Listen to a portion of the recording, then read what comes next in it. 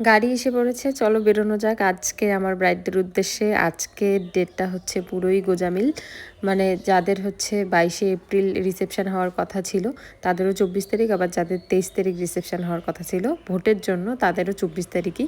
তার জন্য একটা ডেটে আমার 3টা রিসেপশন ব্রাইড পড়েছে, প্লাস পার্টি মেকআপ তো ছিলই। হ্যালো এভরিওয়ান, আমি মেকআপ আর্টিস্ট মৌসিল, আবার একটি নতুন ভিডিওতে তোমাদের অনেক অনেক স্বাগত। পুরো ভিডিওটা দেখতে থাকবে, 3টা লুক দেখে জানাবে যে কোন লুকটা তোমাদের বেশি ভালো লেগেছে। প্রথম লোকেশন ছিল ময়নাতুলিতে। প্রথম লোকেশনে টাইম দেওয়া ছিল 2টো, তবে হচ্ছে 2টো আড়াইটের মধ্যে বসেছিল, একটু লেটই বসেছিল। ব্রাইডের শুধু একটাই ডিমান্ড যে বিয়ের দিনের থেকে রিসেপশনের দিন যাতে আরও সুন্দর দেখা যায়। সো যেমন কথা তেমন কাজ, একটা রয়্যাল রিসেপশন লুক দিয়েছি, একদম সিম্পল আর সোবারের মধ্যে। এই লুকগুলো আমার ভীষণ পছন্দের, আর ব্রাইডেরও ভীষণ পছন্দ হয়েছিল, খুবই সুন্দর লাগছিল। সো ফার্স্ট রিসেপশন ব্রাইডকে কেমন লাগলো অবশ্যই কিন্তু কমেন্টে সবাই জানাবে। চলো সেকেন্ড রিসেপশন ব্রাইড ওখানে পৌঁছে যাই। আমার রসগোল্লা ব্রাইড, আগের দিনও আমি সাজিয়েছিলাম। আবার মাথাভাঙা ময়নাতুলি থেকে ব্যাক করে কিন্তু আমি চানাকাটা এসেছিলাম, সেখানে আমার সেকেন্ড রিসেপশন ব্রাইড ছিল। ব্রাইডের কাছে গিয়েই প্রথমে জিজ্ঞেস করে নেওয়া হলো যে বিয়ের দিন মেকআপ কেমন ছিল, কারণ পুরো মেকআপটাই আমি অন্ধকারে করেছিলাম, এত পরিমাণে আকাশ খারাপ ছিল। 3টা ব্রাইড ছিল সেদিন আমার 21 তারিখে, মানে 21শে এপ্রিল, সেদিন কিন্তু 3টা ব্রাইডই মোটামুটি। লাস্টের ব্রাইড ছাড়া 2টা ব্রাইড কিন্তু আমি অন্ধকারেই করেছিলাম, মানে মোবাইলের টর্চ জ্বালিয়ে। সো সেক্ষেত্রে বলছিল না ভীষণ ভালো ছিল, সবাই খুব ভালো বলেছে। সো আর কি লাগে, এটাই যথেষ্ট। রিসেপশনের দিন এবং বিয়ের দিনও 2 দিনই কিন্তু এই ব্রাইডের কোনো ডিমান্ড ছিল না, বলছিল তুমি তোমার মতো করে দাও, যেটা তোমার মনে হয় আমার ফেসে ভালো যাবে সেটাই তুমি করে দাও।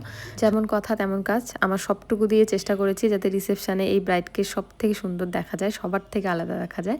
আর এমনিতেই গোলুমুলু ব্রাইডদের আমার ভীষণ পছন্দ, ভীষণ ভালো লাগে আমার। প্রত্যেক ব্রাইডদের মতো এই ব্রাইডও কিন্তু একটা ভুল করে বসেছে, সেটা হচ্ছে বিয়ের পরের দিন যখন শ্বশুরবাড়িতে আসে সেখানে হচ্ছে হলুদ মাখানো হয়েছিল, সেক্ষেত্রে হলুদ মাখিয়ে কোনো রকম কোনো ফেস ওয়াশ করেনি। আর এটাই কিন্তু করেছে সব থেকে ভুল, কারণ বিয়ের দিনের মেকআপ তারপরে এসে হলুদ মাখিয়ে স্কিনটা ভালো করে যদি ক্লিন না করে তাহলে কিন্তু মুখের মধ্যে র্যাশ বেরো যায়। আর ব্রাইডের সেম ওটাই হয়েছিল। বিয়ের দিন যখন সাজিয়েছিলাম তখনকার স্কিন আর রিসেপশনের দিন স্কিন টোটালি অন্যরকম। তো প্রত্যেকটা ব্রাইড বি কেয়ারফুল। সো কেমন লাগলো লুকটা অবশ্যই জানাবে। এরপরে চলে যাব আমরা সোজা আকড়াহাটে আমার থার্ড ব্রাইডের উদ্দেশ্যে। ফার্স্ট ব্রাইডকে যেটা টাইম দেওয়া থাকে সেটাতে যদি লেট হয় তাহলে থার্ড ব্রাইডের ওখানে পৌঁছাতে কিন্তু অনেকটাই লেট হয়ে যায়। আর কি পরিমাণ যে হার্টবিট বাড়ে সেটা একমাত্র মেকআপ আর্টিস্টগুলোই বোঝে, এবং যাদের থাকে তারা 14বার ফোন করবে এবং মেসেজ করবে কখন আসবে। সো যাই হোক, এটা আমার বান্ধবীর বাড়িতেই ছিল, তো অতটা চাপ নেইনি। কেমন লাগছে আমার লাস্ট ব্রাইডকে, রিসেপশন ব্রাইডকে জানিও। ব্রাইডের কিন্তু কোনো রকম কোনো ডিমান্ডই ছিল না, বলছিল তোমার যেটা ভালো লাগে সেটাই করে দাও। আর সত্যি কথা বলতে কি ভীষণ মিষ্টি লাগছে। হেয়ারটা ওপেন রেখেছি, আর কাকিমণির হেয়ারের লেন্থ অনেক বড় বড় ছিল। কেমন লাগলো অল ওভার আমার লাস্ট রিসেপশন ব্রাইডের লুক অবশ্যই জানাবে।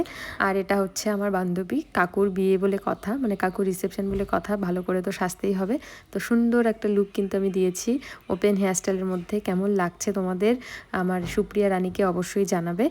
আর এরপরে আমার ময়নাতুলির যে ফার্স্ট ব্রাইডটা ছিল সে আমাকে ফোন করেছে যে একবার যাওয়ার সময় এদিকে ঢুকে যে। আমি আর ভাই মিলে আবারও ঢুকলাম ওই ফার্স্ট ব্রাইডের ওখানে। আমি তো ভয় পেয়ে গেছিলাম যে কি না কি আবার হলো। সো গিয়ে আমি দেখলাম যে কিছুই হয়নি, শাড়িটা একটু নেমেছে তার জন্যই আমাকে ডেকেছে। তারপর গিয়ে যা দেখলাম মেকআপ এত পরিমাণে গ্লো করছে, আর বলছে যে সবাই ভীষণ ভালো। এতটাই তারাই ছিলাম যে ভিডিও করতে ভুলে গেছি, না হলে তোমরা গ্লোটা জাস্ট দেখতে পাচ্ছেন, ছবি তুলেছি তোমাদের সাথে শেয়ার করব। তারপর আবারও চানাকাটার যে রিসেপশন ব্রাইডটা সেখানে এসে একটু মজা করলাম, তারপরে জাস্ট গ্লোটা দেখো ব্রাইডের, হায় হায়।